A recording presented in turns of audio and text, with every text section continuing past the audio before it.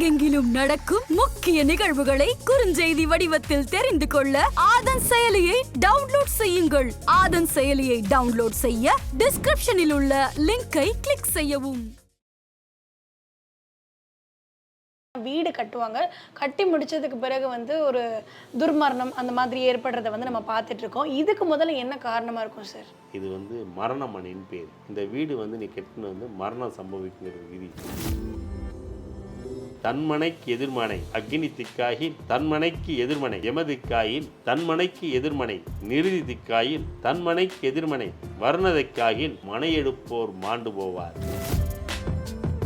இதுதான் இந்த மனையினுடைய சூட்சும ரகசியம். ஏன்னா ஈசானிய மூலையும் குபேர மூலையும் பார்த்தீங்கன்னா பாசிட்டிவ் எனர்ஜி தெய்வீக அருளாற்றலை உடையது. அக்னி மூலையும் யம மூலையும் நிறுதி மூலையும் வர்ண மூலையும் அசுர ஆற்றலை உடையது. திருமணத்துக்கு பிறகு கணவன் மனைவி பிரிகிறது அப்படின்றது நிறைய பேரை நம்ம பார்த்துட்டு இருக்கோம். அதுக்கு என்ன காரணமா இருக்கக்கூடும் சார்? எக்ஸ்ட்ரா ஒரு ரூம் போடுவான், ஒரு பெட்ரூம் போடுவான், இல்லை மாடியில் ஒரு எக்ஸ்ட்ரா ஒரு வீடு எடுப்போம் அப்படின்னு சொல்லிட்டு அவங்க அந்த மனையிலிருந்து வேறு ஒரு ஆங்கிளில் யோசிப்பாங்க. ஏன்னா வர்றவங்களுக்காக அந்த மனையை மாற்றி அமைப்பாங்க. மாற்றி அமைக்கும் பொழுது அந்த வீடில் வாஸ்து குற்றம் நிகழும். உலகெங்கிலும் நடக்கக்கூடிய முக்கிய நிகழ்வுகளை குறுஞ்செய்தி வடிவில் தெரிந்து கொள்ள ஆதன் செயலியை டவுன்லோட் செய்வோம். ஆதன் செயலியை டவுன்லோட் செய்ய டிஸ்கிரிப்ஷனில் இருக்கும் லிங்கை கிளிக் செய்வோம். நம்மளுடைய ஆதன் ஆன்மீகத்தில் பல்வேறு விதமான ஆன்மீக தகவல்கள் தொடர்ந்து பார்த்துட்டு இருக்கோம். அந்த வகையில் இன்னைக்கு நம்ம பார்க்க போகிற இந்த ஒரு பதிவு எதை பற்றி அப்படின்னு சொல்லி கேட்டிங்கன்னா, ஜோதிடம் வாஸ்து சம்பந்தமாக இருக்கக்கூடிய சந்தேகங்களுக்கு ஒரு தெளிவான விளக்கம் கொடுக்கறதுக்காக நம்ம கூட இன்னைக்கு ஜோதிடர், வாஸ்து நிபுணர், எண்கணித நிபுணர் இப்படின்னு பல்துறை வித்தகராக இருக்கக்கூடிய அம்பலச்செல்வன் பழனிமுருகன் அவர்கள் இணைஞ்சிருக்கிறாங்க. வணக்கம் சார். வணக்கம் சார். தொடர்ந்து நிறைய விஷயங்கள் பற்றி நம்ம பேசிட்டு இருக்கோம் சார். அதில் அண்மையில் நிறைய விஷயங்கள் நம்ம இந்த மாதிரி ஒரு விஷயங்களை பார்த்துருக்கோம். என்ன அப்படின்னா, வீடு கட்டுவாங்க, கட்டி முடிச்சதுக்கு பிறகு ஒரு துர்மரணம் அந்த மாதிரி ஏற்படுறத நம்ம பார்த்துட்டு இருக்கோம். இதுக்கு முதல்ல என்ன காரணமாக இருக்கும் சார்? அதாவது ஒரு அருமையான ஒரு கேள்வியை கேட்டீங்க. மரணத்திற்கும் மனைக்கும் தொடர்பு உண்டு, வாழ்க்கைக்கும் மனைக்கும் தொடர்பு உண்டு. வீடு கட்டி வளமோடு வாழ்க்கை அது ஒரு மகிழ்ச்சி. வீடு கட்டின உடனே ஒரு உயிர் சேதம் ஏற்பட்டால் அது எவ்வளோ பெரிய மன வேதனை. நிறைய இடங்களில் அது நடக்குது, மரணம் சம்பவிக்குது. அது இது வீடுனால தான் அப்படிங்கிறது நிறைய பேர்த்துக்கு தெரியாது. நான் நிறைய பேருடைய வீடுகளை அதை நான் பார்த்துருக்கிறேன். அந்த வீட்டை கட்டி முடித்த உடனே அந்த வீட்டுக்குடைய ஓனர் ஃபோட்டோ போட்டு மாலை போட்டு ஊதுதி காட்டிகிட்டு இருப்பாங்க. கேட்டால் மரணம் அடைஞ்சிட்டார், விபத்தில் மரணம் அடைஞ்சார், அகால மரணம் அடைஞ்சார், ஹார்ட் அட்டாக் வந்துருச்சு, திடீர்னு இருந்தார், உயிர் பயிற்சி அடிப்பாங்க. ஏன் போச்சு? அப்போ வீடு கட்டினதுனால போனாரா, இல்லை இயற்கையிலே அவருக்கு விதி அந்தளவு விதிக்கப்பட்டதா? இப்படி ஒரு கேள்வியை நம்ம எழுப்பும் பொழுது ஒருத்தவங்க ஜாதகத்தை கொண்டாந்து கொடுக்குறாங்க. கொடுத்து பார்த்தா எனக்கு தெரியுது ஏதோ அவன் மரணம் சம்பவிச்சிருக்குன்னு மட்டும் நல்லா தெரியுது. பையனும் அம்மாவும் வராங்க. அம்மா ஹஸ்பண்டை இழந்தவங்க, கணவர் இறந்தது எதுவுமே சொல்லலை. பையனை கொண்டாந்து கொடுத்து எப்படின்னு அப்பாவோட ஜாதகத்தை டெஸ்ட் பண்ணுறாங்க, ஜோசியத்தை கொண்டாந்து. நிறைய அந்த மாதிரி நிறைய நடந்திருக்கு என் வாழ்க்கையில். என்னை சோதிச்சே நிறைய செத்து போன ஜாதகத்தை கொடுத்தவங்க நிறைய பேர். அதெல்லாம் சரி பண்ணி விட்டு அதெல்லாம் செய்யக்கூடாது. அவங்க என்னமோ அவங்களுடைய மனநிலை அப்படி சொல்லுன்ட்டு என்கிட்ட வருவாங்க. சரிங்களா?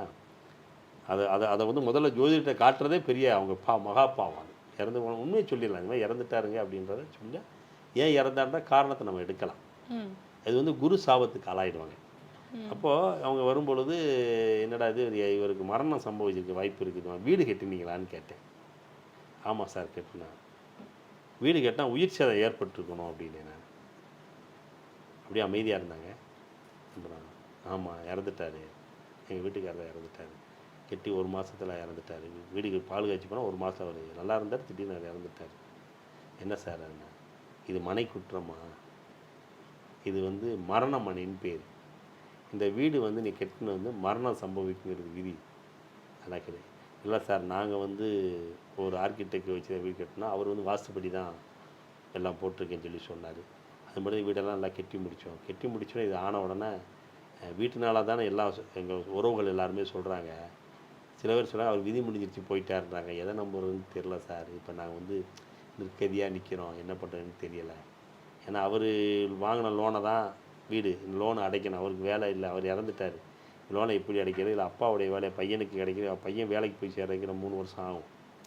அவர் அப்பா வேலையை வாங்கினா கூட இப்படி ஒரு சுச்சுவேஷனில் ஒரு நிற்கிறோம் சார், என்ன பண்ணுறது விளக்கம் கொடுன்னு கேட்டாங்க. அதுக்கு ஒரு செய்யுள் இருக்குது, நான் சொன்னேன். தன்மனைக்கு எதிர்மனை அக்னி திக்காயில், தன்மனைக்கு எதிர்மனை யமதிக்காயில், தன்மனைக்கு எதிர்மனை நிருதி திக்காயில், தன்மனைக்கு எதிர்மனை வர்ணதிக்காயில் மனையெடுப்போர் மாண்டு போவார், பிணை கைதியாய் அல்லல் பட்டு மடிவார் அப்படின்னு செய்யுள் இருக்குது. அப்படின்னு என்னங்க சொல்லி, ஆமாம் நீங்கள் எங்கேருந்து வீடு கட்டினீங்க பாருங்கள் அப்படின்னா, அவங்க தன்மனைக்கு எதிர்மனை, அதாவது அவங்க இருந்த இடத்துல இருந்து வீடை வந்து வடக்குலேருந்து தெற்க கட்டியிருக்காங்க. மனை எடுப்போர் மாண்டுவோர் பிணைக்கு அளவு வீடு சார் உண்மை. அப்போ இதிலேருந்து நீங்கள் கட்டும்போது எந்த திசையில் கட்டினீங்க? இந்த இடத்துல இருந்து தெற்கே கட்டினீங்கன்னா, வடக்கு இருந்து தெற்கே கட்டினாலும் சரி, வடக்கு இருந்து மேற்கே இருந்து கிழக்கே கட்டினாலும் சரி, தென்கிழக்கு பக்கம் தென்மேற்கு இந்த பகுதியில் நீங்கள் வீடு எடுத்தீங்க, மனை எடுத்தீங்கன்னா நிச்சயமாக மரணம் உண்டு. என்ன காரணத்தினால சார்? இது நம்ம தமிழ் உள்ள செய்யுள்மா. என்ன காரணம் அப்படின்னு கேட்டிங்கன்னா, கிழக்கு இருந்து, அதாவது மேற்கு இருந்து கிழக்கு நோக்கி போகலாம், தெற்கு இருந்து வடக்கு நோக்கி போகலாம். நீங்கள் வடக்குலேருந்து தெற்கு போக கூட கிழக்குறது பேர். இது வந்து எதிர்மறையான தாக்குதலை உண்டாகும், எதிர்த்தாக்குதல் இதுக்கு பேர். இங்கே நீங்கள் போனீங்கன்னா கண்டிப்பாக உங்களுக்கு மரணம் உண்டு. காரணம் என்னன்னு கேட்டிங்கன்னா, நிருதி அசுரன் அதுக்கு பேர். அதாவது தென்கிழக்கில் இருந்து வடமேற்கு வரைக்கும் நீங்கள் கிராஸாக போடணும். மனையை கிராஸாக போட்டால் இது நெகட்டிவ் எனர்ஜி, இது பாசிட்டிவ் எனர்ஜி. நீங்கள் வந்து எப்போவுமே வீடை வந்து தென்கிழக்கிலேருந்து வடமேற்கு இப்படி தான் போடணும். ரெண்டாக பிரிக்கும் பொழுது இந்த தென்கிழக்கிலேருந்து வடமேற்கு மூலம் வரைக்கும் வருது பார்த்தீங்களா? இதில் வந்து வலதுபுறம் வந்து எதிர்மறையான ஆற்றல், இடதுபுறம் வந்து நேர்மறையான ஆற்றல். இதுதான் இந்த மனையினுடைய சூட்சும ரகசியம். ஏன்னா ஈசானிய மூலையும் கிழக்கும் குபேர மூலையும் வந்து பார்த்திங்கன்னா பாசிட்டிவ் எனர்ஜி, தெய்வீக அருளாற்றலை உடையது. அக்னி மூலையும் யம மூலையும் நிருதி மூலையும் வர்ண மூலையும் வந்து அசுர ஆற்றலை உடையது. எப்பயுமே அசுரனுக்கும் தெய்வனுக்கு தான் சண்டை. Negative energy positive energy, DC AC current, அவ்வளோதான். உலக இயக்கமே நேர்மறை எதுவும் ரெண்டு சேர்ந்தது தான் இயக்கமே, பிரபஞ்ச இயக்கமே அது. நம்ம உடல் இயக்கமே அதுதான். எல்லாமே ரெண்டு கலந்த இயக்கம் தான். அந்த இயக்கத்தில் வீட்டை நீங்கள் ரெண்டாக கூறும் பொழுது, ஒரு பக்கம் முழுக்க நேர்மறையான ஆற்றல், ஒரு பக்கம் முழுக்க எதிர்மறையான ஆற்றல். அப்போ நீங்கள் இங்கேருந்து எதிர்மறையான ஆற்றலுக்குள்ளே போகும் பொழுது நீங்கள் அங்கே மரணம். ஏன்னா நீங்களே அசுரன்ட்ட போய் மாற்றுறீங்கன்னு அர்த்தம். அவன் உங்களை வந்து கபலீகரம் பண்ணி விடுவான், உங்களுக்கு மரணத்தை சம்பவிச்சு விடுவான். அங்கேருந்து இங்கே கட்டலாம், இங்கேருந்து அங்கே போகக்கூடாது. நிறைய பேர் மனையில் இப்படி தான் கிடக்கும். சேலத்தில் பக்கத்து வீட்டில் அதை தான் நான் சொன்னேன். ஐயா கெட்டாத, கெட்டினா பண்ணேன், இவரும் கிடக்கான் ஜோசியக்காரன் அப்படின்னு அந்த ஆள் விட்டார். நம்ம சொல்ல தான் முடியும், அதுக்கும் நம்ம என்ன பண்ண முடியும்? வீடை கட்டினாங்க, கட்டி முடித்தாங்க, பால் காய்ச்சி 2 பார்த்தாங்க, அன்றைக்கி ஆள் அவுட் ஆகிட்டு. பால் காய்ச்சி மறுநாள் விடிய காலம் பால் காய்ச்சி முதல் நாள் விபத்தில் இறந்துட்டேன். வீடு இன்னும் வச்சு அழுதுட்டு ஓடியாந்தாங்க. அதை தான் அன்றைக்கே நான் சொன்னேன், நீங்கள் கேட்கல, நம்ம என்ன பண்ண முடியுமா? இது என்ன சார், அது என்ன அவங்க என்ன நினைக்கிறாங்கன்னா, வாஸ்துப்படி தான் சிவில் கன்ஸ்ட்ரக்ஷன் பண்ண, வாஸ்துப்படி தான் போட்டேன், வாஸ்துப்படி தான், அதைத்தான் அவங்க அந்த ஆர்டிகிட்ட தான் நினைக்கிறாங்க. அவன் வந்து படித்த படிப்பு வேறப்பா. அவங்க காலேஜ்லேயோ கல்லூரியிலையோ படிச்சுட்டு வரும்போது ஆர்கிடெக்ட் சிவில் கன்ஸ்ட்ரக்ஷன் படிக்கும்போது எங்கேயும் வாஸ்து சொல்லி கொடுக்கறது இல்லை. வெளியே வந்து தான் வாஸ்துப்படி போகிறேன்னு அவங்க சொல்கிறாங்க. புத்தகத்தை படிச்சுட்டு அனுபவம்னு ஒன்று இருக்குது. இந்த செயல்கள்லாம் அவங்களுக்கு தெரிய வாய்ப்பு இல்லை. இதெல்லாம் படித்தா தானே உண்மை என்னன்றது தெரியும், அனுபவத்தில் நமக்கு தெரியும். கஷ்டம் வரும்போது எங்களை மாதிரி ஆளை தேடி வர்றீங்க, நீங்கள் பில்டர்ஸை போய் கேட்க மாட்டீங்க. நல்லா இருக்கும்போது இவன் நல்லா இருக்கும்பொழுது யார் என்ன ஒரு விஷயம்னா, நிறைய பிரச்சனை எனக்கு என்னுடைய கிளைண்ட்லாம் இடத்துக்கு பில்டர்ஸு நான் நிறைய டிராயிங் போட்டு கொடுப்பேன். பிளான் போட்டு கொடுத்தோன்னா அவங்க ஒரு பில்டர்ஸை பார்த்து வீடு கட்ட போவாங்க. அந்த பில்டர்ஸ் என்ன பண்ணுவார், அவர் வர டிராயிங்கை போடுவார். எனக்கு அதுக்கு சில பிரச்சனை, ஒரு முரண்பாடு வரும்போது என்ன கேட்டிங்கன்னா, நான் வாசுபடி தான் போட்டேன்னு அவர் சொல்லுவார், நான் வாசுபடி பண்ணேன். அப்போ முடிவு என்னுடைய கிளைண்ட்டு தான் எடுக்கணும். அப்போ அவங்க என்ன சொல்லிட்டாங்க, எங்கள் சாமி என்ன சொல்லுவாங்க, எங்கள் அஸ்ட்ராலஜி சொல்கிறபடி செய்கிறா இருந்தால் செய்யுங்க, இல்லை கான்ட்ராக்டே வேண்டாம் அப்படின்னு 2 3 பேர் சொல்லிட்டாங்க.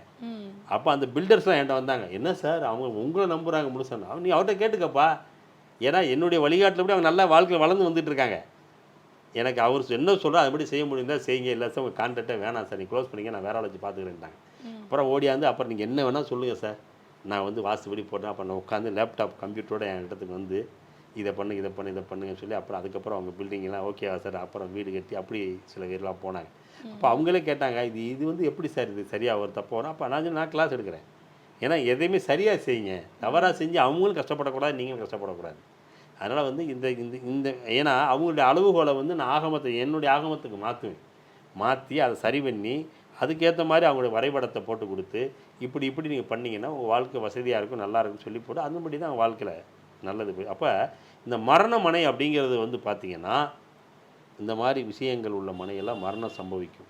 புதகுழி, மரணக்குழி, இந்த மாதிரி மனைகளை எடுக்கும் பொழுது அது நிச்சயமாக அந்த வீடை வந்து கண்டிப்பாக. அதில் சில பேர் கேட்டிங்கன்னா ஒருத்தன் வந்து ஒரு கதை, ஒரு அனுபவம் நல்லா தெரிஞ்சுக்கங்க. வீடை கட்டிட்டாங்க, வீடை கட்டி முடித்தோடனே அவங்க வந்து இப்போ வீட்டில் வாங்கி கெட்டல, பழைய வீடை வாங்கிட்டாங்க. ஒரு வீடை வாங்கிட்டு அவங்க விநாயகர் ஒர்க் பண்ண போகும்பொழுது 4 குறிக்கிறக்காக என்கிட்ட வர்றாங்க, புதுசாக குடி போகிறதுக்கு. 4 குறிக்கும் பொழுது என்னுடைய நான் சும்மா இருக்கேன், உங்கள் வீடை போடுங்கப்பா, நான் 4 குறித்து கொடுத்துருக்கணும். இந்த பிரச்சனை நிறைய வருது சார். ஏன்னு கேட்டிங்கன்னா என் குருநாதர் இருக்கவே இப்படி நடந்துச்சு. 4 குறிக்க ஒருத்தவங்க வந்தாங்க, வீடு கிரக பிரச்சனை 4 குறித்து கொடுங்க அப்படின்னு. அப்போ என்னோடய குருநாதர் இருந்தார், வேடா வீடை போடுறா அப்படின்னாரு. வீடை போட்டுங்க. என்னடா வீடு 2ஆக புழக்க போகுது அப்படின்னாரு. சாமி நான் குருநாதா நீங்கள் வேறு இது சொல்லிகிட்டு இருக்காதீங்க, அவன் 4 குறிக்க வந்திருக்காங்க, டேய் சொல்லிடுறா. இவன் ஒருத்தன் சொல்லணும்னு சொல்லிட்டு என்ன பண்ணிட்டாரு, எப்பா வீடு வந்து உன் வீடு 2ஆக புழக்க போகுது அப்படின்ட்டு. நீ 4 குறிக்க வந்து வீடு 2ஆக புது வீடு கட்டணும் 2ஆக புழக்கணும். சண்டை போட்டான் ஓனர்கிட்ட வந்து ஜோசியம் கேட்க பாட்ட வந்தேன் பாரு, 4 குறிக்க கேட்டாக்கா வீடு 2ஆக புலந்தோன்னு நீ அவசரமாக சொல்லுன்னு சொல்லி ஜோசி வாக்குவாதம் வந்துடுச்சு. மதுரையில் நடந்த சம்பவம். அவர் கோபாலன்னு என்னோடய குருநாதர் ஒருத்தர், பிரச்சனையாகி போயிட்டாங்க. அப்போ நான் சொன்னேன் 4 குறிச்சா 4 குறித்து கொடுத்துருக்கலாம் தானே, நீங்கள் வேறு அதை வேறு வீடு 2ஆக புழக்கணும்னு சொல்லி ஏன் சாமி அவனே, டேய் உண்மையை சொல்லணும்டா நாளைக்கு பிரச்சனை. அவர் என்கிட்ட சொன்னார். இது நடந்து 30 வருஷத்துக்கு முன்னாடிமா, 30 வருஷத்துக்கு முன்னாடி நடந்தது.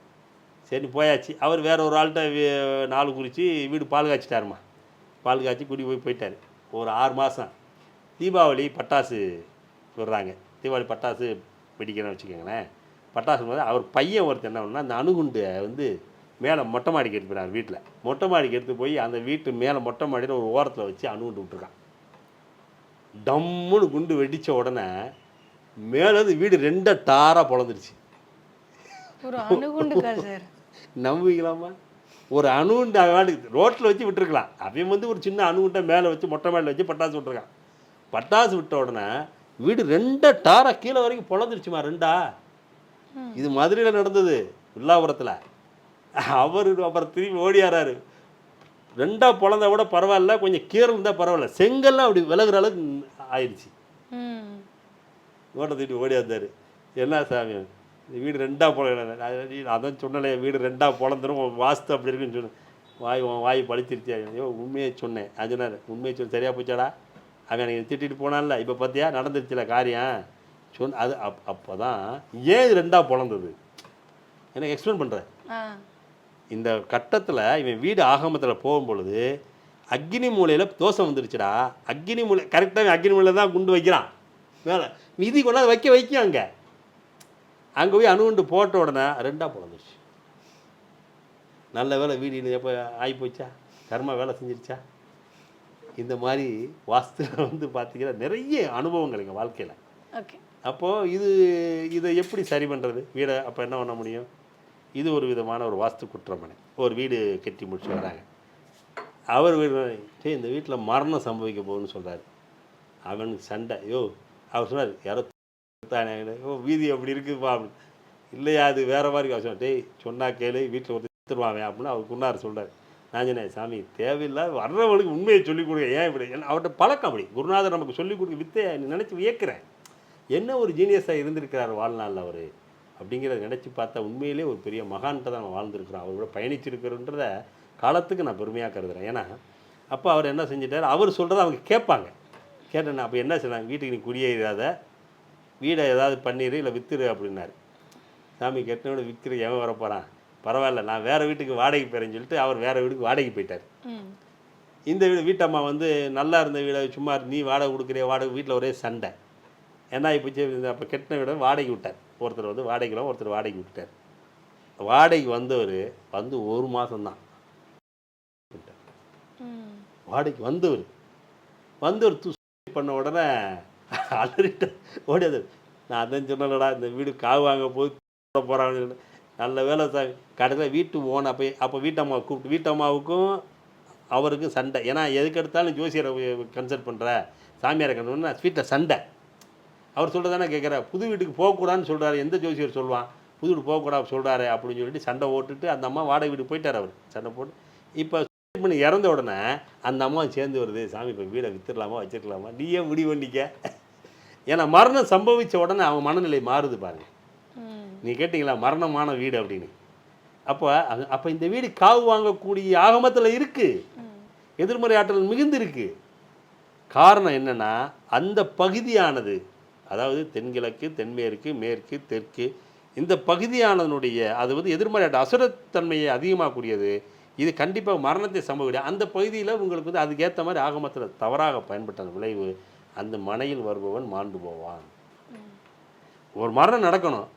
அப்போ விதி என்ன செய்யுது, இவங்களுடைய கர்மாப்படி இவங்களுக்கு ஆயுள் நீடிச்சிருக்கிறனால கெட்டின வீட்டை குடியேறமா இவங்களை தள்ளி வைக்குது. யாரோ ஒருத்தர் இறக்கணும்னு ஒரு கர்மா இருக்குது, அவன் அந்த வீட்டுக்கு வாடகைக்கு வர வைக்குது. வர வச்சு அவன் தன்னுடைய உயிரை அங்கே மாய்த்து கொள்கிறான். அப்போ அங்கே மரணம் சம்பவிக்கும். அப்போது அந்த மனை என்ன செய்யணும், ஒரு மரணத்தை வாங்கணுன்றது அந்த மனையனுடைய தீர்வு, தியரி, நியதி. அப்போ அதுக்கு ஏற்ற மாதிரி ஒரு மனிதனை வர வைக்குது பார்த்தீங்களா, வர வச்சு அது அந்த மனை அதை வேலையை செஞ்சு முடிச்சுவிடும். இது பிராணசக்தி பிராணம். அதே மாதிரி தான் சுபிட்சமும் அப்படி தான். எப்படி நீங்கள் மரணங்கிற எதிர்மறையை நீங்கள் சொல்லி அது தன்னை அந்த மனையானது தனக்கு தேவையானதை பூர்த்தி செய்ய முடிகிறதோ, அதே மாதிரி சுபிட்சமும் மங்களத்தையும் தனக்கு தானே பூர்த்தி. அந்த வீட்டுக்கு வரவே வசதி ஆகிடுவான், செல்வ செழிப்பாயிடுவான், மங்களமாயிடுவான். அதுக்கும் அந்த மனை தான் காரணம். அது அமையணும் எல்லாத்துக்கும். கண்டிப்பாக சார். இப்போ வந்து வீடு மனை பற்றி நிறைய விஷயங்கள் பேசிட்டேன் சார். இன்னொரு விஷயம் வந்து கேட்கணுன்றது என்ன அப்படின்னா, இப்போ வந்து நல்ல வீடு அமைஞ்சிருச்சு, நல்ல குடும்பம் அமைஞ்சிருச்சு, திருமணமும் ஆயிடுச்சு, இருந்தாலும் கூட திருமணத்துக்கு பிறகு கணவன் மனைவி பிரிகிறது அப்படின்றது வந்து நிறைய பேரை நம்ம பார்த்துட்டு இருக்கோம். அதுக்கு என்ன காரணமாக இருக்கக்கூடும் சார்? அதாவது இதுக்கு வாஸ்துக்கும் தொடர்பாக ஜோதிடத்து தொடர்பான்ற கேள்வி தான். இன்றைக்கி கலியுகத்தில் பார்த்தீங்கன்னா நிறைய திருமண முறிவு நடந்துகிட்ருக்குதுமா.